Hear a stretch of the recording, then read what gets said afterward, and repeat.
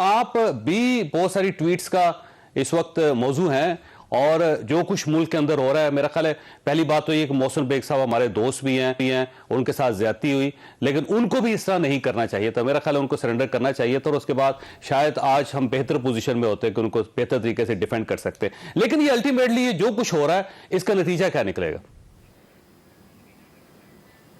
देखिए, नतीजा यही निकलेगा कि आप मोहसिन बेग साहब की बात से इख्तलाफ कर सकते हैं, आप उनको स्नब कर सकते हैं। जिस एंकर ने ये प्रोग्राम किया वो उनकी बात को रोक के उनको मना कर सकती थी। फिर उसके ऊपर तमस्खुर उड़ाना या इस बात को और मजीद हवा देना, मेरा ख्याल है कि ये सेंसिबल नहीं था। देखिए, हम सबके पास पावर होता है, किसी के पास सियासत का पावर है, किसी के पास सहाफत का पावर है।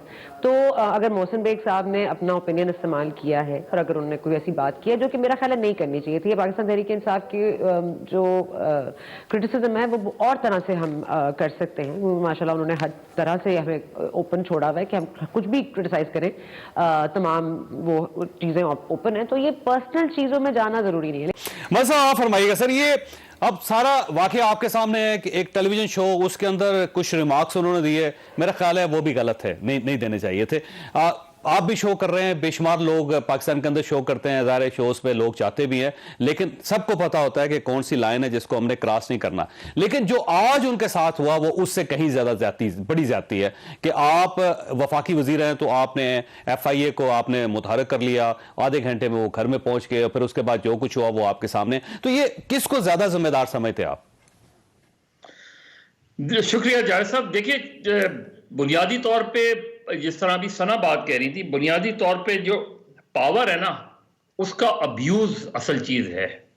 जब अब्यूज ऑफ पावर, मैं किसी पोजीशन पे बैठा हूं तो मैं अपनी पावर अगर अब्यूज करता हूं, चाहे मैं वो अल्फाज में करूं, चाहे वो मैं अपनी तहरीर में करूं, और इसी तरीके से ये दूसरी भी अगर आप देख लें, दूसरे शोबा जिंदगी उठा के देख लें, आप एजेंसीज देख लें। आप कल हम डिस्कस कर रहे थे, कल परसों इकरारुल हसन के साथ जो कुछ हुआ, ये सारी चीजें हैं। देखिए जी, ARY वाले और बेशुमार वाकयात ऐसे होते हैं। अगर इस जिस तरह भी उस प्रोग्राम के बारे में बात करें, उस प्रोग्राम का देखिए, जब हमने देखा है, हमने और आपने खुद देखा है कि ऐसे ऐसे प्रोग्राम्स हैं जिनकी वजह से लोगों की जिंदगियां खतरे में पड़ गई हैं। मैं मिसालें नहीं देना चाहता, लेकिन जिंदगियां खतरे में पड़ गई हैं। हमें एहसास ही नहीं होता हम कौन से जुमले जो है अदा कर जाते हैं। फिर ये कि अगर वो लाइव शो नहीं है तो उसकी एडिटिंग हो सकती थी। हमारे यहाँ एडिटर्स ही नहीं है तो एडिट कहाँ से होगा? जो भी एडिट करने वाला है उसकी समझ बूझ कितनी है, ये भी हमें देखना पड़ेगा। दूसरा है FIA। अब जो पैका है, ये पैका जो कानून है, ये बहुत पहले जब बशीर मेमन साहब FIA के डायरेक्टर थे तो ऐसा ही एक केस था जिसमें यहाँ शाहजेब जिलानी वाला शायद केस था और एक दो और वाकयात थे। तो मैंने बशीर मेमन साहब को जब फोन किया उस हवाले से, तो उन्होंने मुझसे एक बात की। उन्होंने कहा, यार ये देखें, ये जो आपके पार्लियामेंटेरियन है ना, ये कानून ऐसा बनाते हैं, ये ना इस पर डिबेट करते हैं ना इसको समझते हैं। अब इन्होंने पैका ऐसा कानून बना दिया, पैका 2016, कि जिसके तहत FIA पे ये मैंडेटरी हो गया कि FIA को अगर कोई दरख्वास्त दी जाएगी तो एक्शन उसे करना ही करना है। अब उसका नतीजा क्या होता है? कोई इंक्वायरी नहीं होती, कोई इन्वेस्टिगेशन नहीं। इसमें है कि ये कोई पहली दरख्वास्त तो है नहीं FIA के पास, हजारों की तादाद में इसी किस्म की दरख्वास्तें उनके पास पड़ी हुई हैं।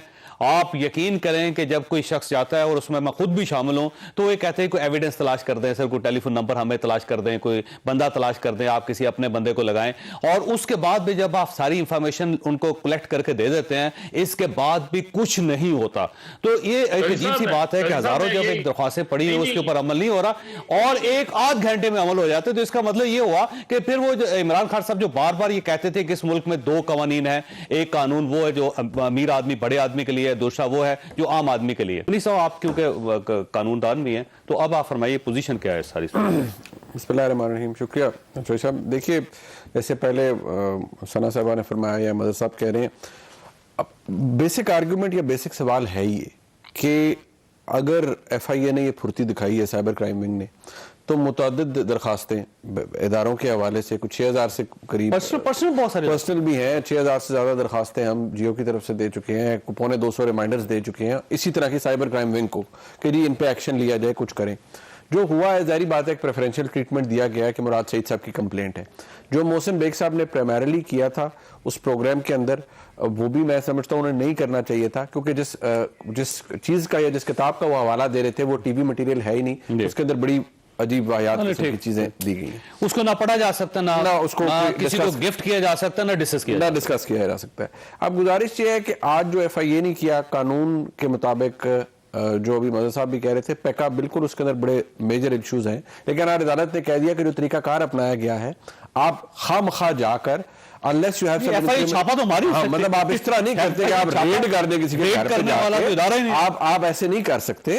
किसी कोई तरीका होता है, अगर किसी ने कंप्लेंट की है, आप एटलीस्ट उसे एक दफा बुलाते हैं, आप उससे पूछते हैं कि भाई आपने जो ये किया है, ये आप मैंने गलत किया है, एटलीस्ट आप बताते हैं कि आप चार्ज किस चीज पे करें। आप जा रहे हैं कैसे आप किसी टेररिस्ट को पकड़ने जा रहे हैं, एक तो कंडक्ट वो गलत था।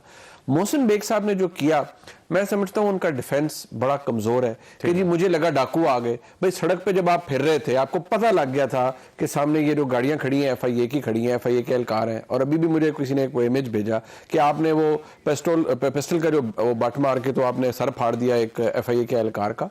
अगर गलत हुआ है तो मोहसिन बेग साहब ने भी दुरुस्त काम नहीं किया।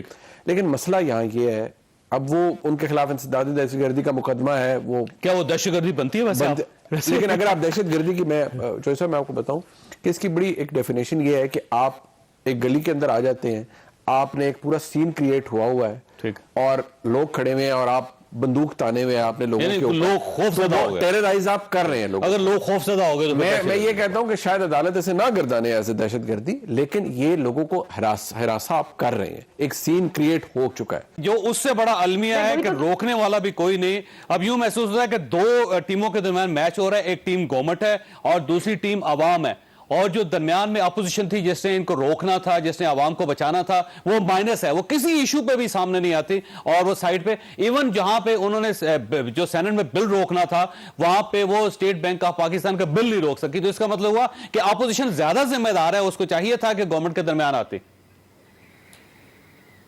देखिए मैं यही कह रही हूँ ना कि मसला यही हो रहा है कि जब वो लाइन ब्लर हो गई ना, मतलब जालिम मजलूम की, इंसाफ और गैर नाइंसाफी की, पॉइंट यही है कि आप फैसल वापडा साहब को अपना नाअहल करार देती है इलेक्शन कमीशन, वो इस्लामाबाद हाईकोर्ट चले जाते हैं। आज वो ये होगा जी उनका केस चल सकता है कि नहीं चल सकता, भाई हम ये क्यों नहीं मान सकते कि भाई उनका एक ओपन एंड शट केस था, उन्होंने वो एविडेंस नहीं दिया, वो क्या अमरीकी शहरी थे नहीं थे, हम इसके ऊपर बाद में बात करेंगे, लेकिन ऑपोजिशन इसको इस्तेमाल करने लग जाती है फॉर पॉलिटिकल गेन। और होता यह है कि इशू से हट जाते हैं हम। किसी आदमी ने अगर अपने नॉमिनेशन पेपर्स के वक्त में ये कहा कि मैं, उसकी इनंसिएशन नहीं थी दूसरी नेशनैलिटी से, तो उसने गलत किया ना, वो सादिक और अमीन नहीं रहा।